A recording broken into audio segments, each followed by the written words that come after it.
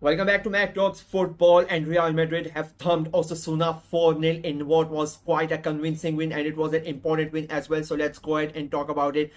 It was a very big game for Real Madrid. They are already so far behind Barcelona, and they couldn't really afford to lose points in this game. And when I made the prediction, I thought that this was going to be one of those games where Real Madrid end up losing the points. I thought Osasuna, they are playing really good. They are fighting for that European place, and I thought they are gonna end up drawing this game. But Real Madrid today, they were really on a different level to Osasuna. The way that they moved the ball, the passes, the movement of the players, it was on a different level altogether. They played after in the La Liga after almost 10 days. They did not play last week, and they in the Liga they played after that El Clasico defeat, so that was on their mind. They lost midweek in the Champions League against Milan as well, so they came in this game with a lot of pressure. But I would say, like, the players are really stepped up. Like, they really wanted to show the world that the league is still not going. Like, I already said after the La Liga that the El Clasico, that the league is done. I really don't think Barcelona can be stopped.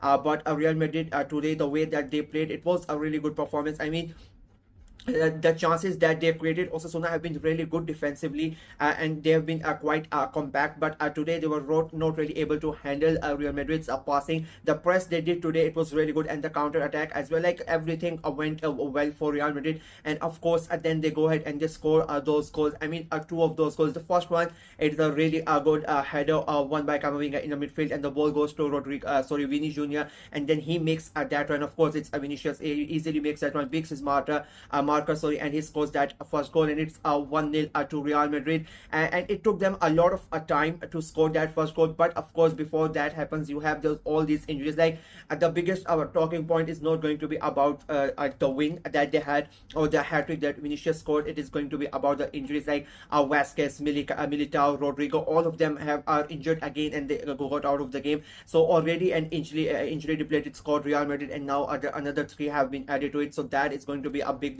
problem for them. But they did not let that hamper their game. Arda Güler for that second goal. I mean, what a pass right from, like, inside his own box. He picks out Jude Bellingham perfectly right on his knees. What a great, like, inch perfect pass. That was almost like a Ozil's pass. Their Real Madrid fans would have been reminded of Mesut Ozil. He used to make those passes like that for Cristiano Ronaldo, right on it. And Jude Bellingham, to his credit, he has not really scored for almost like 5-6 games this season. Has not been performing really that good, so he really needed that goal, and the way to calmly handle the ball and then to dink it over the keeper. It was a really good work, well worked goal. But I think a lot of the credit would go to Arda Güler for that goal. It becomes a 2-0, and Osasuna, to be very honest with you, they really did not play to their potential in this game. They were not really able to there was not really one chance in that game where I would think that Real Madrid were under pressure, or Osasuna came close to scoring. I think Real Madrid handled that game pretty well. And the fact is, Real Madrid, when their midfield plays really good, it is very hard to beat them. And I think today Modric had a really good game, and that's sort of helped Real Madrid in not conceding a lot of chances.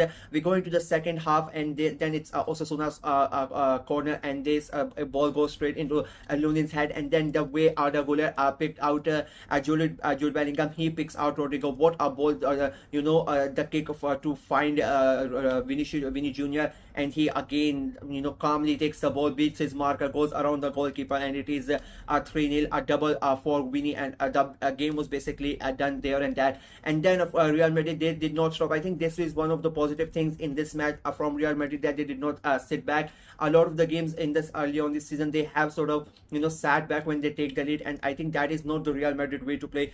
You just go out there and you attack, and you try to score as much goals as you can. And I think Vini was out there to prove something. Of course, with all the Ballon d'Or controversy and what has happened, he wanted to show the world that he is the best player in the world. It is it is still in the air what Real Madrid did during the ceremony and whatnot. But today again in the game, and I think the Real Madrid players were on the they wanted to support Vini in a way. Like, there were almost 3 or 4 chances where other players could have easily taken the shot, but they wanted to pass to Vini. Mbappe being one of them, he was very quiet throughout the game. But I still think and I think that is a sort of a question regarding Mbappe, because he's not really been able to show his true talent. But even he himself, like, he could have easily taken the shot, but he passes it to Vinny. Unfortunately, Vinny was not able to convert that time. And then again, there was, I think, Valverde who passed along to Vinny. He misses that chance as well. But in the end, it is Brahim Diaz. He comes in from the right hand side, passes it to Vinny Jr.,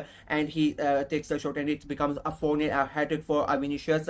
I mean, perfect day for him, perfect day for Real Madrid. It was a very important game. You are going away to the international break, and you don't want that gap to be almost, it is like a 7 points gap between them and Real Madrid, and they couldn't really afford to that gap to increase to 8 or 9 points. So it was a very important game for them to win, and they have won it quite convincingly and comprehensively. I think there is no doubt about that. It was a very, very good performance from everybody involved in the team. Osasuna, on the other hand, I think they would be really, really disappointed. They would have come into this game the way that they are playing the last 3-4 weeks. They are in a good run of form. They are fighting for those European places, and they would have thought that it would be at least a tough game for Real Madrid. They would have tried to frustrate, but I don't think they they were not really up to Real Madrid's level. The pace of the game was too much for them. If I'm being very honest with you, their passing was not there, and I think the decision making for a lot of the times the players, and I think yes, they were they were not really able to cope with Real Madrid's press. If you look at the fourth goal as well, like the how easily Brahim Diaz is able to intercept the ball, tackle the player and passes it to Vinny for that fourth goal. So like it felt like they were quite slow in that game. I know the pace was not there, and I think the manager would not be really happy with how his players performed in both the halves.